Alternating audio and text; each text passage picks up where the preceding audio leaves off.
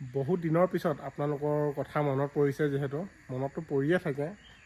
Video' দিবহে পৰা নাছিলোঁ, কাৰণ কিবা এটা কামো কৰি থাকিবলগীয়া হৈছিলে আৰু ইফালে চাৰিওফালে কৰোঁতে ভিডিঅ' দিব সময় পোৱা নাই। আৰু বিশেষকৈ চেনেলটো অকণমান বেয়া হৈ আছিলে অৱস্থাত, ভিডিঅ' দিব নোৱাৰা অৱস্থা এটা হৈ আছিলে। তো আপোনালোকক নাই কোৱা, আপোনালোকে ক'লে আকৌ ক'ব আৰু কিবা এটা ক'বই আৰু, তাৰ বাবে কোৱা নাই। আজি 3 মাহৰ পিছতহে এয়া ভিডিঅ'টো আৰম্ভণি কৰিছোঁ, কাৰণ মই ডেইলি ভিডিঅ' দিবলৈ লৈছিলোঁ, আপোনালোকে গম পাইছিলে আজি 3 মাহৰ আগতে। তাৰ মাজতে এয়া কিবা এটা লাগিলে চেনেলত, আৰু জানে আপোনালোকে ইউটিউবত একো এটা ভালকৈ দিবই নোৱাৰে, কিবা এটা দিলেই ষ্ট্ৰাইক দি দিয়ে, সেইবাবে প্ৰব্লেম বহুত।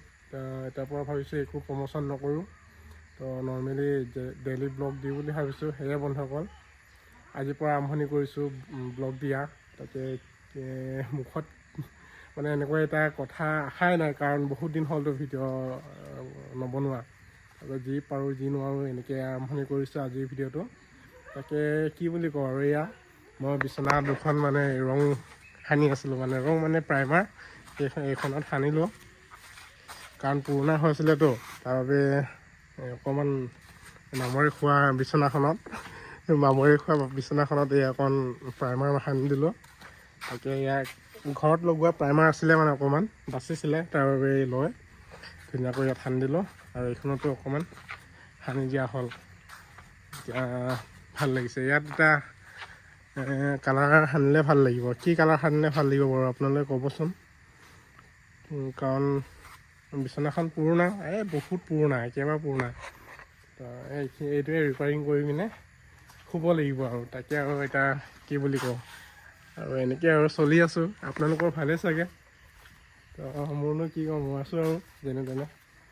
তো সেইফালে গম পায়েই আৰু আপোনালোকে শিৱসাগৰত কি হৈছিলে, আৰু দুৰ্যোগ চাৰিওফালে ময়ো গৈছিলোঁ। ব্লগ এটা আছে বাৰু বনাই থোৱা, দিওঁ নিদিওঁ কওঁ, দিয়াই নাই, কাৰণ চেনেলটো অফ হৈ আছিলতো, তাৰ বাবে দিব পৰা নাই। আৰু এতিয়া কি কওঁ আৰু, এনেকৈ আজি ভাবিছোঁ ভিডিঅ' এটাকে দি চাওঁ, কি কৰিছিলোঁ। তাকে আপোনালোকৰ মনত পৰি আছে, এতিয়া কি বুলি কওঁ একো নাই, আজিৰ পৰা এটা ব্লগ দিম, যি পাৰোঁ যি নোৱাৰোঁ আৰু এনেকৈ দি থাকিম আৰু নিজৰ জীৱনতো ৰং সানিব পৰাই নাই, সেইবাবে ঘৰখনকে ৰং সানি দিলোঁ। অকণমান কেনেকুৱা লাগিছে বাৰু জনাবচোন কমেণ্ট কৰি। ৰং সনা নাই, এই বগা পুটিং যিহেতু সনা হৈছে, তাৰপিছত আৰু কি হয় নাজানো আৰু এটা কথা, এই ৱালখনত যিহেতু জুবিনদাৰ ফটো এটা আঁকিবলৈ খুবেই মন, যিহেতু আগৰ পৰা মই কিবা এটা ভাবি থৈ দিছোঁ, যিহেতু জুবিনদাৰ ফটো এখন আঁকিম, যেনেকৈ যিয়ে নহওক বুলি এই ৱালখনত অঁকা হ'ব।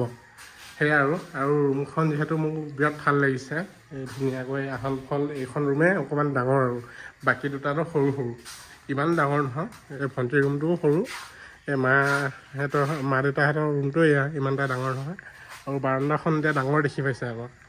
যিয়ে নহওক আৰু বন্ধুসকল, তো সেনেকৈ এতিয়া যিমান যি পাৰোঁ এতিয়া ব্লগ দিবলৈ চেষ্টা কৰিম, আপোনালোকৰ মাজত থাকিবলৈ চেষ্টা কৰিম, কাৰণ মই সেই আজি 3-4 মাহ আগত ডেইলি দিবলৈ লৈছিলোঁহে, তাৰ মাজতে এই শনি এটা লাগি থাকিলে, সেইবাবে দিব নোৱাৰিলোঁ। ইমান দিন ৰখিবলগীয়া হ'ল, ইমান যিহেতু কষ্ট পাইছিলোঁ, মনত আঘাত পাইছিলোঁ, যিহেতু কিবা এটা কৰিব ল'লেই কিবা এটা শনি লাগে মোৰ, যিহেতু এনেকুৱা এটা অৱস্থা হৈছিলে সেইটো সময়ত।